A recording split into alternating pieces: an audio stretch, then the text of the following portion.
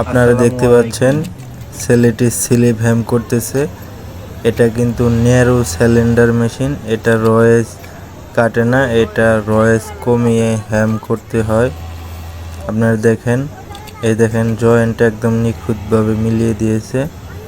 আর এটা হচ্ছে narrow cylinder machine. রয়েসটা হাতে কন্ট্রোল করে তারপর স্লিপ হ্যাম করা হয়। আসলে স্লিপটা অনেক ছোট হওয়ার কারণে ন্যারো দিয়ে হ্যাম করা হচ্ছে। আর আপনারা দেখতে পাবেন যে দেখেন বডিতে একটু রয়েস নেই। আসলে একটা ভালো অপারেটরের পক্ষেই সম্ভব এভাবে বডি করার জন্য। আর আপনাদের কাছে অনুরোধ থাকবে, যদি ভিডিওটা ভালো লাগে তাহলে অবশ্যই লাইক কমেন্ট শেয়ার করবেন এবং আমার এই ইউটিউব চ্যানেলটা সাবস্ক্রাইব করে পাশে থাকবেন, সামনে যেন আরও ভালোভাবে ভিডিও নিয়ে আসতে পারি।